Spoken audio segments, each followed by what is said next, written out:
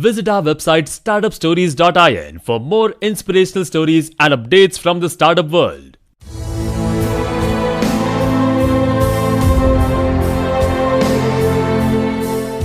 When I started Microsoft, I didn't think of it as all that risky. I mean, I was so excited about what we were doing. It's true I could have gone bankrupt, but I had a set of skills that were highly employable, and in fact my parents were still willing to let me go back to Harvard and finish my education if I wanted to.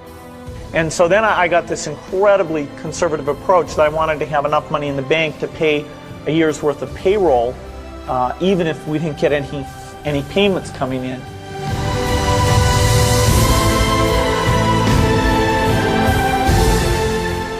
One of my biggest memories of Harvard came in January 1975 when I made a call from Courier House to a company in Albuquerque, New Mexico that had begun making the world's first personal computer. I offered to sell them software. I worried they would realize I was just a student in a dorm and hang up on me. Instead, they said, "We're not quite ready. Come see us in a month," which was a good thing because we hadn't written the software yet. From that moment, I worked day and night on the extra credit project that marked the end of my college education and the beginning of a remarkable journey with Microsoft.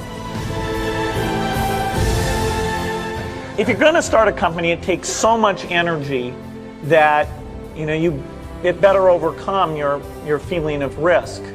I don't think that you necessarily, if you're going to start a company, should do it at the start of your career. I think there's a lot to be said for working for a company, learning how they do things.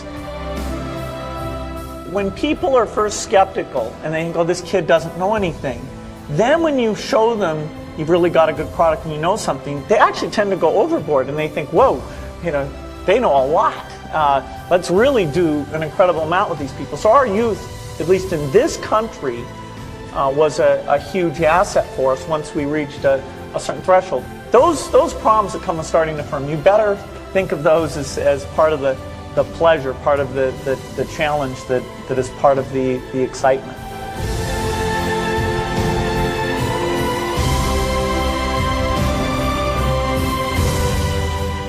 You can't just keep doing the same old thing you were doing before. You have to take your skills and attack the new frontiers.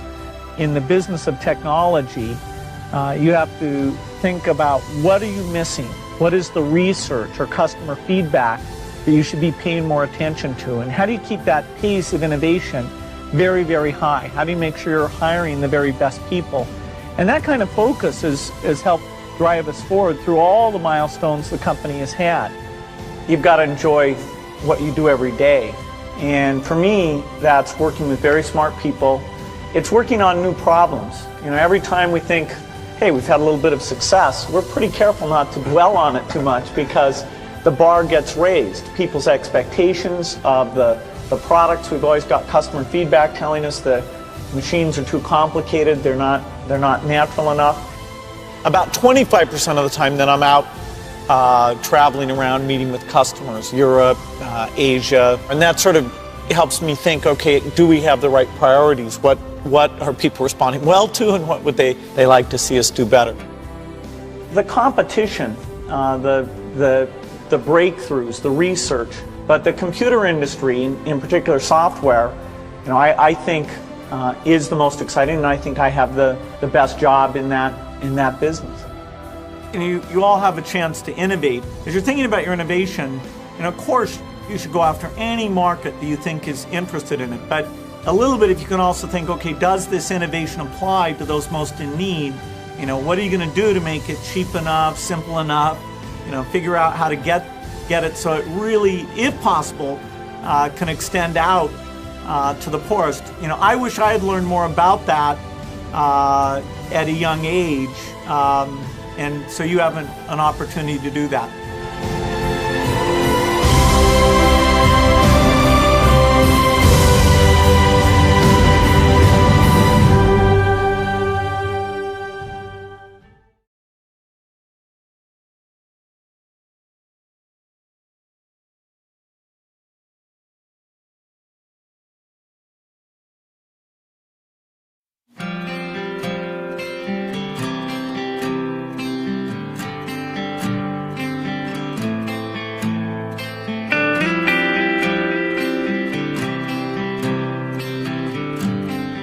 find an idea that requires 3 or 4 years of improvement and patience and really sticking with it, that we're very good at that. Take Windows, which we bet our company on.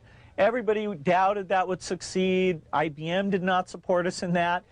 It took longer than we expected, over 4 years before finally graphical interface got popular, and now people take it for granted. It's part of every personal computer, and you just expect it to be there. That was one of the grand successes of the company. In the same way, we're betting on the internet, that our tools there will be popular, and that a few of these content plays that we've decided to get involved in, that the scale and the users will make those into great businesses. I'm in meetings a lot. My calendar gets very full with those, and then at night, after the kids have gone to bed, I'm on email a great deal. I get messages during the day. That's my chance to give long responses. And then over the weekend, I send a lot of mail as well. I take 2 weeks a year to just go off and read and think, where I'm not interrupted by work or anything else. I'm just solidly trying to think about the future, and people get to send me things to read as part of that so-called Think Week. So it's a nice mix of things. About 25% of the time then I'm out traveling around, meeting with customers, Europe, Asia, and that sort of helps me think, okay, do we have the right priorities? What are people responding well to, and what would they like to see us do better? Oh, his sense of design, that everything had to fit a certain aesthetic. The fact that he, with this little engineering background as he had, it shows that design can lead you in a good direction, and so phenomenal products came out of it. He knew about brand, I mean, in very positive sense. He understood, he had an intuitive sense for marketing that was amazing. You can't just keep doing the same old thing you were doing before. You have to take your skills and attack the new frontiers. For example, graphical interface used to be outside the operating system, and so there were many people doing those systems. Windows came out ahead there, and now it comes with the operating system. Likewise, the browser is something that Netscape looked at turning the browser into an operating system, and we looked at taking our operating system and building the browser in an integrated fashion. And so that was a good example of the kind of competition that spurs this business on. Hello, I'm Bill Gates, Chairman of Microsoft. In this video, you're going to see the future, Windows. Microsoft first came up with the Windows concept back in 1983. And today, the leading software users have switched into the Windows environment. It's really incredible how quickly our powerful applications like Word and Excel and PowerPoint have been adopted. It's not just Microsoft applications. Even companies like WordPerfect and Lotus have now come out with Windows applications. And every week we see new innovative work. It's really attracting all the innovation in the industry. We predicted this a long time ago, and now it's the future. The key point there is you've got to enjoy what you do every day. And for me, that's working with very smart people. It's working on new problems. Every time we think, hey, we've had a little bit of success, we're pretty careful not to dwell on it too much because the bar gets raised. Well, I think throughout our history, we wake every day knowing that in the business of technology, you have to think about what are you missing? What is the research or customer feedback that you should be paying more attention to? And how do you keep that pace of innovation very, very high? How do you make sure you're hiring the very best people? And that kind of focus has helped drive us forward through all the milestones the company has had.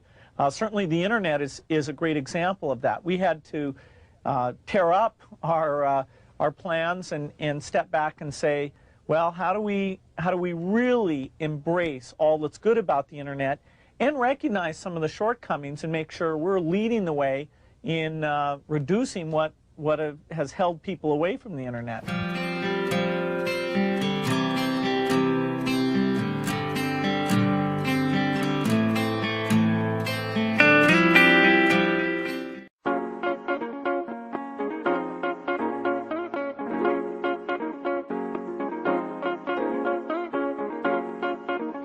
I'm a weird dropout because I take college courses all the time. When you have a business that's important as this with this many competitors, you're going to have people saying some nasty things. The thing that was scary to me wasn't quitting and starting the company. It was when I started hiring my friends and they expected to be paid. Want to soar? Get a mentor. What's up, Believe Nation? It's Evan. I believe in you, and this channel is designed to be a part of your daily success routine. So today, let's learn from one of the best, Bill Gates, and some of his life-changing advice. Mentor me, Bill. Also, if you want to know what Bill Gates and other successful entrepreneurs have to say about building unstoppable confidence, check out my 254 Confidence series, where every day for the next 254 days, I will send you a morning video for free to help you build your confidence. The link to join is in the description below. You really have to believe the internet's going to be mainstream. A lot of people are going to get out there and use it.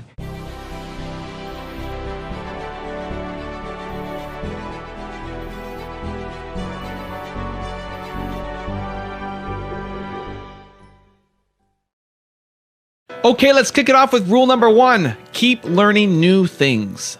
You went to Harvard and you dropped out. Have you ever thought how your life could be better off if you had gotten your Harvard degree? Well, I'm a weird dropout because I take college courses all the time. I love learning company courses and things, so I loved being a student. And there were smart people around, and you know, they fed you, and they gave you these nice grades that made you feel smart.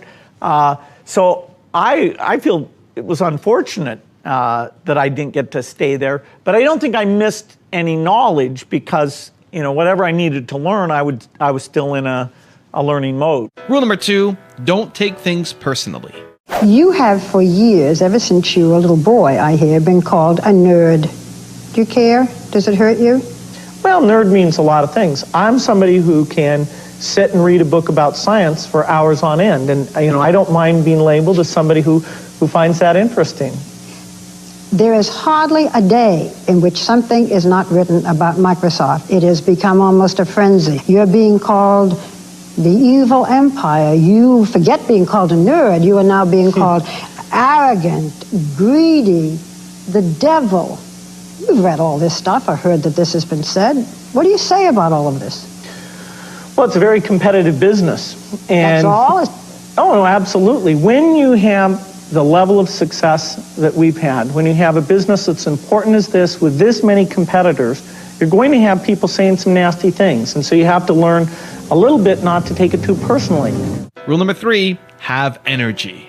When I started Microsoft, I didn't think of it as all that risky. I mean, I was so excited about what we were doing. It's true I could have gone bankrupt, but you know, I had a set of skills that were highly employable. And in fact, my parents were still willing to let me go back to Harvard and finish my education if I wanted to. You've always got a job with me, Bill. And the thing that was scary to me wasn't quitting and starting the company. It was when I started hiring my friends and they expected to be paid. And then we had customers who went bankrupt, customers that I'd counted on to come through. And so then I got this incredibly conservative approach that I wanted to have enough money in the bank to pay a year's worth of payroll, even if we didn't get any payments coming in. And you know, I'm almost true to that the whole time. We have about 10 billion now, which is pretty much enough for the next year. Anyway, you know, if you're going to start a company, it takes so much energy that you know it better overcome your feeling of risk. I don't think that you necessarily, if you're going to start a company, should do it at the start of your career. I think there's a lot to be said for working for a company, learning how they do things. You know, if you're young, it's hard to go lease premises. They made that hard for me. You couldn't rent a car when you were under 25 at the time, so I was always taking taxis to go see customers. The people would, you know, people would say, well, we're going to go have a discussion in the bar. Well, I couldn't go to the bar.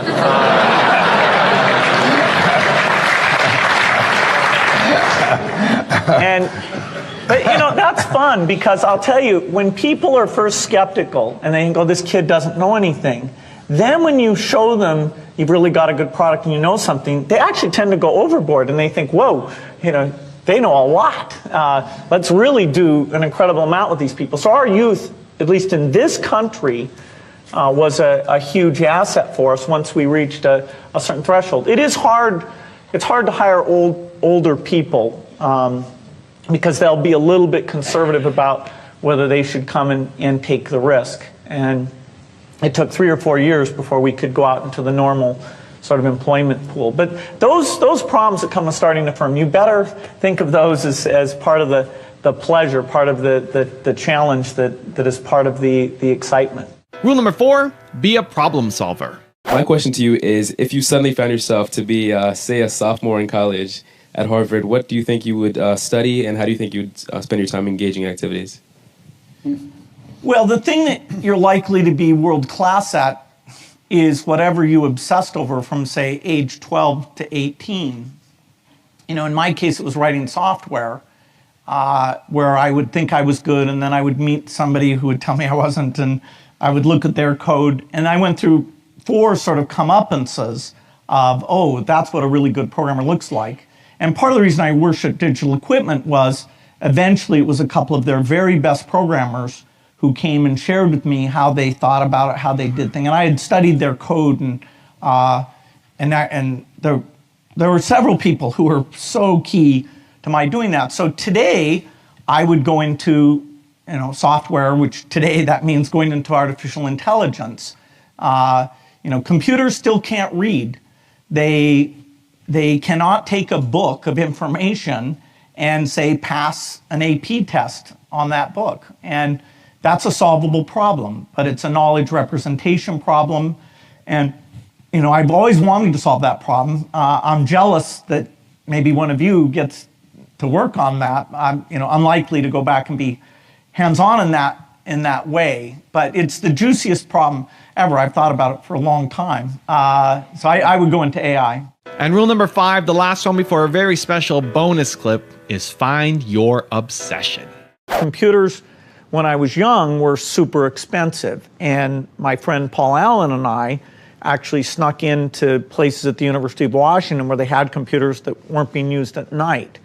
And so we were fascinated by what the computer could do, but very few people were getting exposure. We had to go out of our way, and we were lucky that we did it all.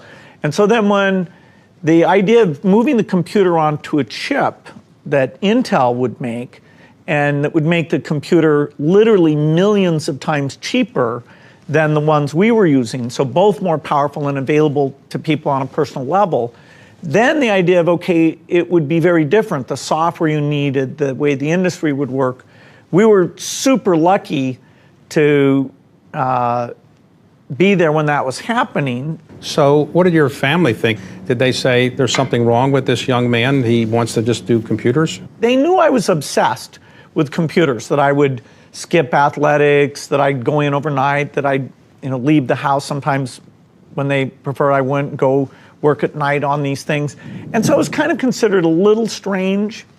And the big moment was when I said, instead of going to part of my senior year, that I wanted to go work for a company writing software. So they were great about allowing that to be my hobby. Now, I've got a really special bonus rule from Bill Gates on how to learn to delegate that I think you're going to really enjoy. But before that, it's time for the 3-point landing questions. Time to move from just watching another video to actually taking action in your life or your business. And if you're feeling bold, leave your answers in the comments below. Here we go. Question number 1. What are you taking personally that you need to let go of? Number 2. What new thing will you commit to learning this week? Number 3, what problem that if you solve will solve other problems in your life as well? If you want to have impact, usually delegation's important. Although, individual contributors in terms of inventing a drug or a new approach to things, that's phenomenal. So when Microsoft first got started, I wrote most of the code, and everybody else's code I read and kind of rewrote. And that got us up to 10 people. And then I had to say to myself, okay, we're going to ship code that I didn't edit. And that was hard for me. But I kind of got over that. Then I still said, okay, I'm going to interview everyone, and I'm going to at least look at samples of their code. Well, that got us up to about 40 people. And that was at a point where I had sold way more software than we could write because everybody was so impressed. And I thought, well, I need to collect enough money to keep hiring all these people. But the demand was so high that we were actually falling behind. That's when I hired Steve. And Steve figured out, how to control what promises I made to people, and B, how to hire lots of people, and really good people, and create organizations and teams. So I delegated to Steve that, and he was constantly saying to me, okay, we're going to hire programmers that you've never met. And I'd say, no, we're not. And then he would show me numerically that the constraint wasn't going to work. Then I said, okay, then I would, know all the managers of the people. And so over time, and of course, I could say the quality per person was falling monotonically, according to me. But, large problems, if you want to, write the most popular office productivity software, that one person absolutely can't do that. You can write pretty code. So everyone has to decide what scale of organization they want to work in. Eventually, my role was very much as a leader and a reviewer of managers, but the top people, and I hired some super experienced people, I would make sure they were pursuing a common vision and they were well coordinated. But in terms of a lot of management stuff, they were way better than I was. Now I had to have the framework to know what mix of skills that we needed and when they were working well enough together. But a lot of my value added was picking, say, to do graphics user interface or to do an integrated office type thing, or to go global and not use agents to have Microsoft be present all over the world. And so, yeah, picking what you're good at and how you find the other people to fill in those things, that's super important. And most founders aren't able to scale that up and kind of give up the hands-on things that they used to get a lot of pleasure and comfort from. So let me give you the one-word secret to happiness. One word. This is all you need to be happy. It's the most important word ever. If you had to think of one word that's most important to you, or that sums you up, or that would be kind of like a little beacon.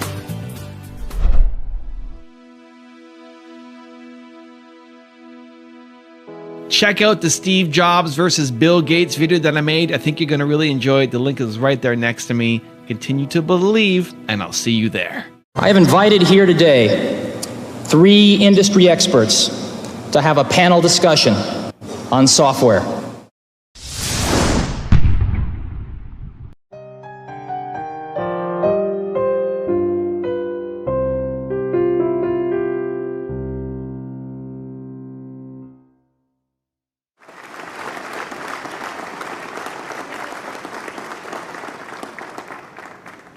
Thank you. President Bach, former President Rudenstein, incoming President Faust, members of the Harvard Corporation and the Board of Overseers, members of the faculty, parents, and especially the graduates. I've been waiting more than 30 years to say this. Dad, I always told you I'd come back and get my degree.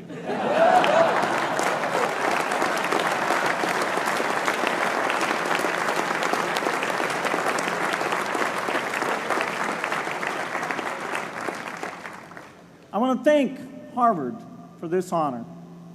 I'll be changing my job next year, and it will be nice to finally have a college degree on my resume. I applaud the graduates for taking a much more direct route to your degrees. For my part, I'm just happy that the Crimson called me Harvard's most successful dropout. I guess that makes me valedictorian of my own special class, I did the best of everyone who failed. But I also want to be recognized as the guy who got Steve Ballmer to drop out of business school.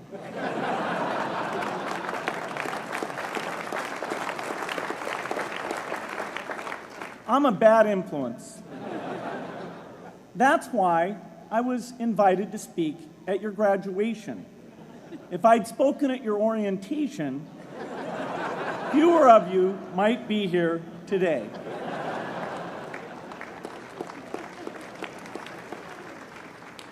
Harvard was a phenomenal experience for me. Academic life was fascinating. I used to sit in on lots of classes that I hadn't even signed up for. And dorm life was terrific. I lived up at Radcliffe in Courier House. There were always a lot of people in my dorm room late at night discussing things because everyone knew that I didn't worry about getting up in the morning.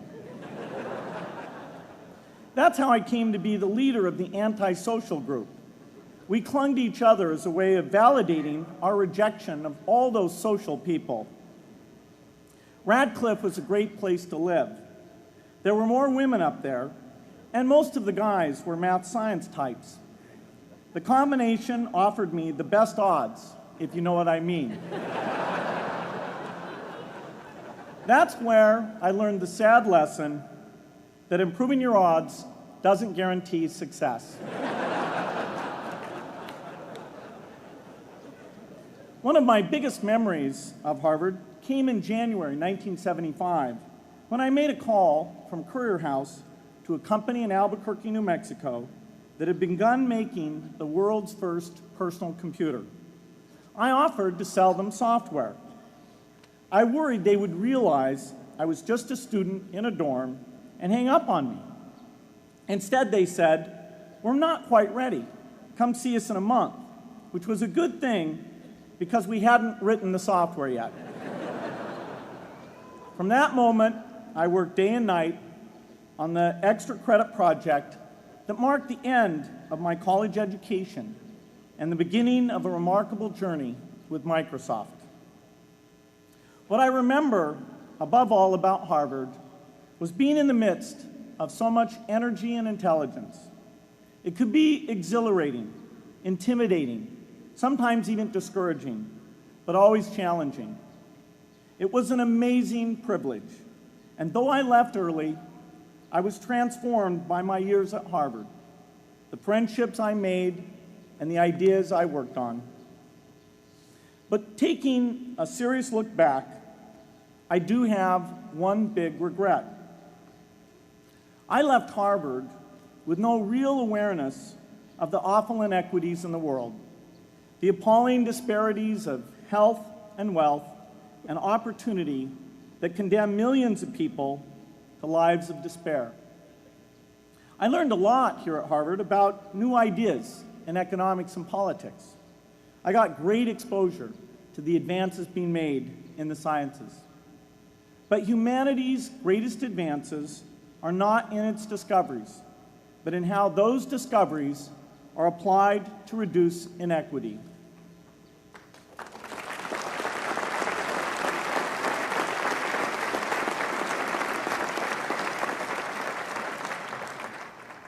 Whether through democracy, strong public education, quality health care, or broad economic opportunity, reducing inequity is the highest human achievement. I left campus knowing little about the millions of young people cheated out of educational opportunities here in this country. And I knew nothing about the millions of people living in unspeakable poverty and disease in developing countries. It took me decades to find out. You graduates came to Harvard at a different time. You know more about the world's inequities than the classes that came before. In your years here, I hope you've had a chance to think about how, in this age of accelerating technology, we can finally take on these inequities and we can solve them. Imagine, just for the sake of discussion, that you had a few hours a week and a few dollars a month to donate to a cause. And you wanted to spend that time and money where it would have the greatest impact in saving and improving lives. Where would you spend it? For Melinda and I, the challenge is the same. How can we do the most good for the greatest number with the resources we have?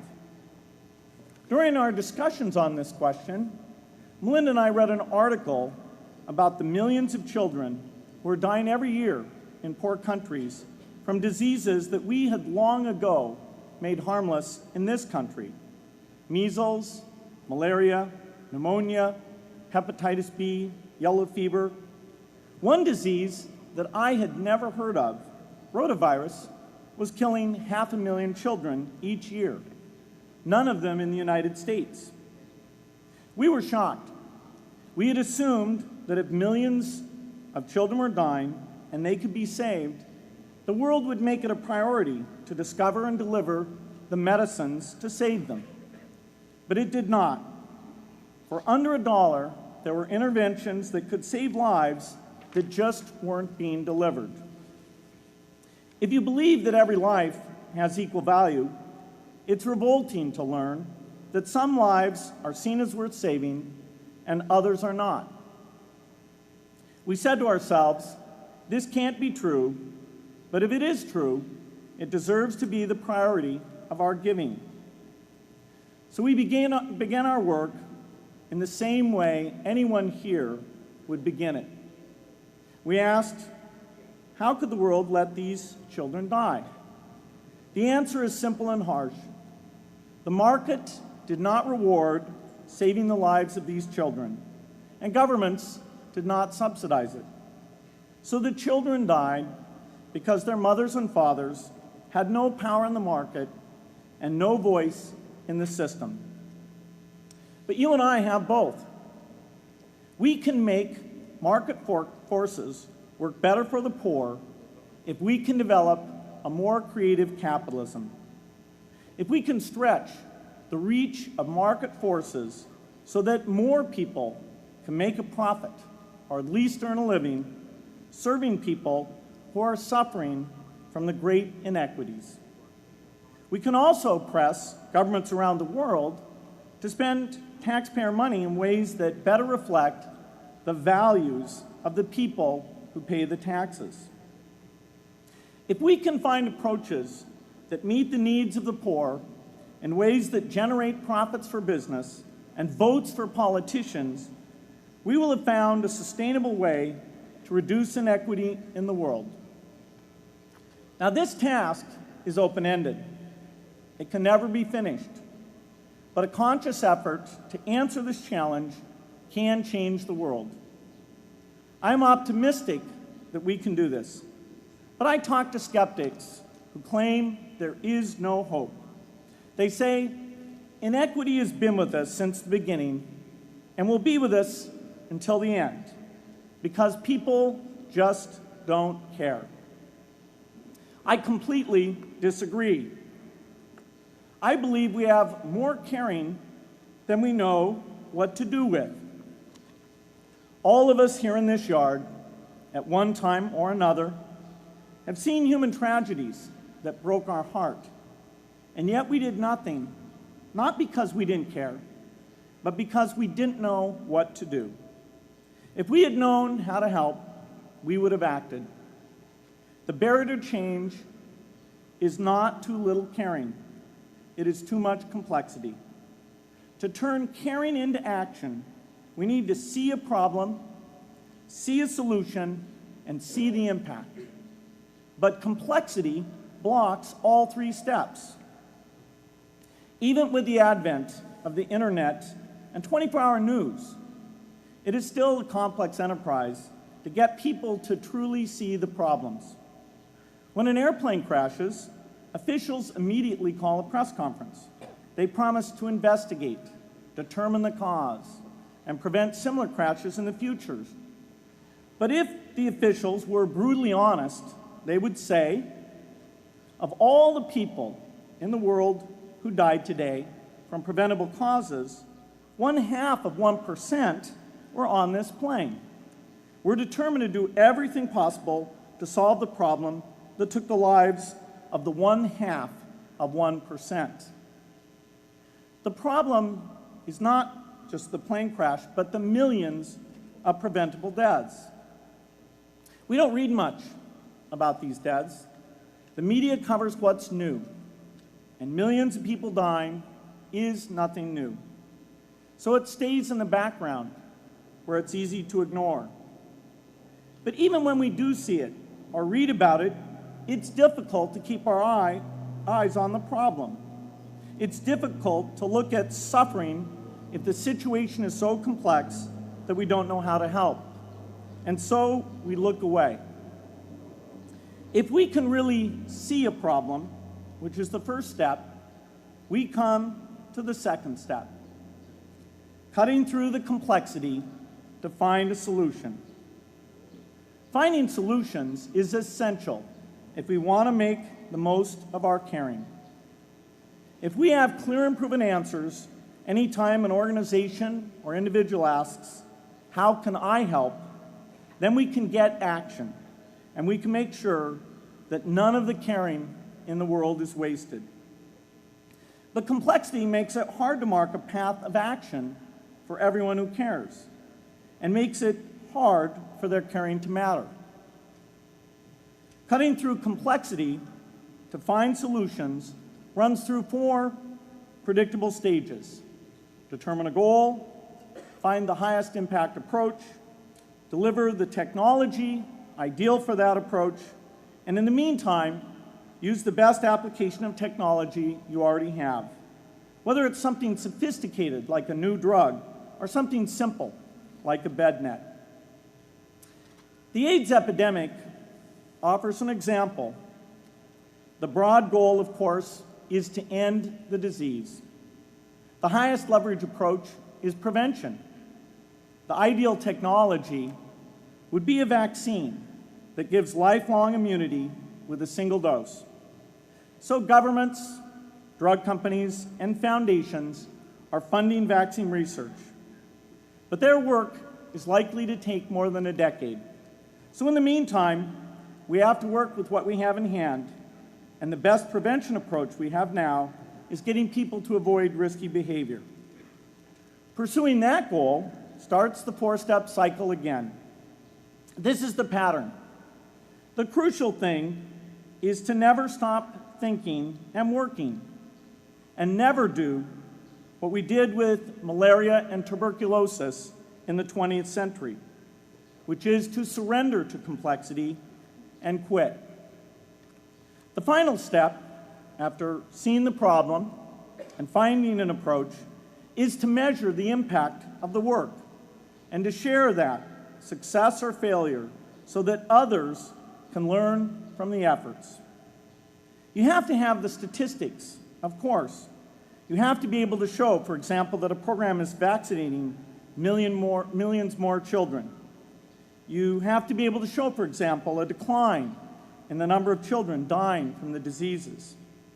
This is essential not just to improve the program, but also to help draw more investment from business and government. But if you want to inspire people to participate, you have to show more than numbers. You have to convey the human impact of the work so people can feel what saving a life means to the families affected. I remember going to the World Economic Forum some years back and sitting on a global health panel that was discussing ways to save millions of lives. Millions. Think of the thrill if you could save just one person's life, then multiply that by millions. Yet, this was the most boring panel I've ever been on. Ever. So boring, even I couldn't stand it.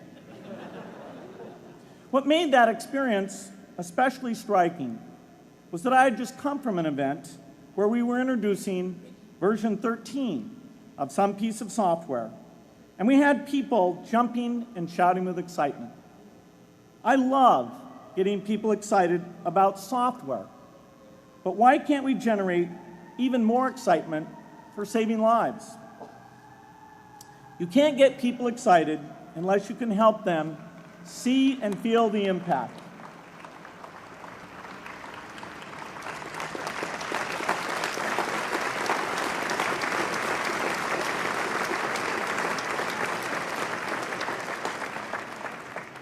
The way to do that is another complex question.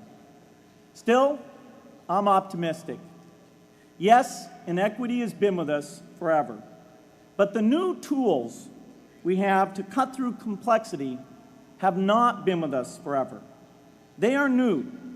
They can help us make the most of our caring, and that's why the future can be different from the past. The defining and ongoing innovations of this age, biotechnology, the personal computer, and the internet, give us a chance we've never had before to end extreme poverty and end death from preventable disease. 60 years ago, George Marshall came to this commencement, and he announced a plan to assist the nations of post-war Europe. He said, I quote, "I think one difficulty is that the problem is one of such enormous complexity that the very massive facts presented to the public by press and radio make it exceedingly difficult for the man in the street to reach a clear appraisement of the situation. It is virtually impossible at this distance to grasp at all the real significance of the situation." 30 years after Marshall made his address, which was 30 years ago, as my class graduated without me, technology was emerging that would make the world smaller, more open, more visible, less distant. The emergence of low-cost personal computers gave rise to a powerful network that has transformed opportunities for learning and communicating.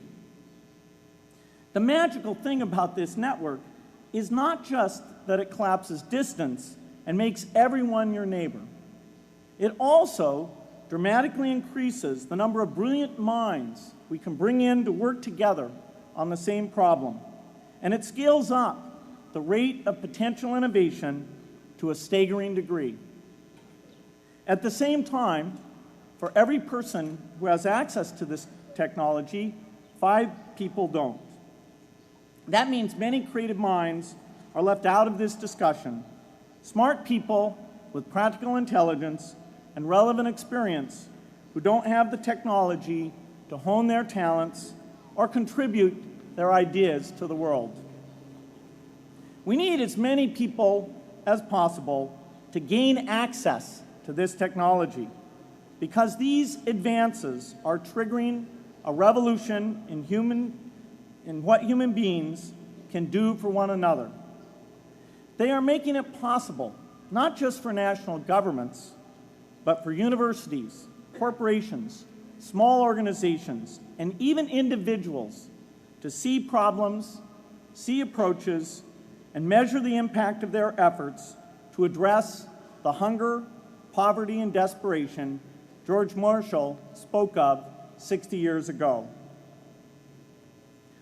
Members of the Harvard family, here in the yard is one of the great collections of intellectual talent in the world. For what purpose? There is no question that the faculty, the alumni, the students, and the benefactors of Harvard have used their power to improve the lives of people here and around the world. But can we do more? Can Harvard dedicate its intellect to improving the lives of people who will never even hear its name? Let me make a request of the deans and the professors, the intellectual leaders here at Harvard.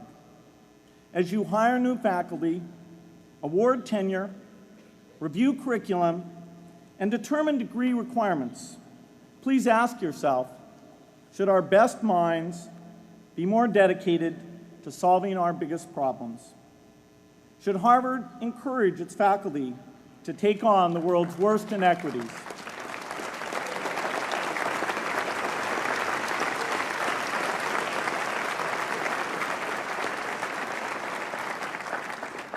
Should Harvard students know about the depth of global poverty, the prevalence of world hunger, the scarcity of clean water, the girls kept out of school, the children who die from diseases we can cure? Should the world's most privileged learn about the lives of the world's least privileged? These are not rhetorical questions.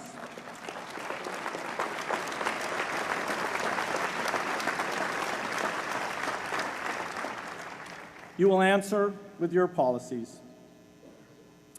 My mother, who was filled with pride the day I was admitted here, never stopped pressing me to do more for others.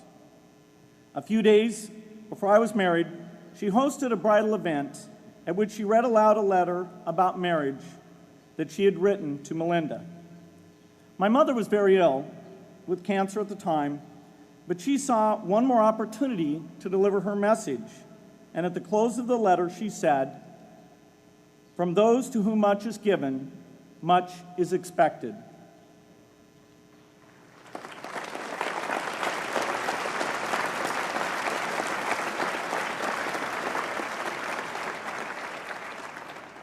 When you consider what those of us here in this yard have been given in talent, privilege, and opportunity, there is almost no limit to what the world has a right to expect from us. In line with the promise of this age, I want to exhort each of the graduates here to take on an issue, a complex problem, a deep inequity, and become a specialist on it. If you make it the focus of your career, that would be phenomenal. But you don't have to do that to make an impact. For a few hours every week, you can use the growing power of the internet to get informed, find others with the same interests, see the barriers, and find ways to cut through them. Don't let complexity stop you. Be activists. Take on big inequities. I feel sure it will be one of the great experiences of your lives. You graduates are coming of age in an amazing time. As you leave Harvard, you have technology that members of my class never had. You have awareness of global inequity, which we did not have. And with that awareness, you likely also have an informed conscience that will torment you if you abandon these people whose lives you could change with modest effort. You have more than we had. You must start sooner and carry on longer. And I hope you will come back here to Harvard 30 years from now and reflect on what you have done with your talent and your energy. I hope you will judge yourselves not on your professional accomplishments alone, but also on how well you have addressed the world's deepest inequities, on how well you treated people a world away who have nothing in common with you but their humanity. Good luck.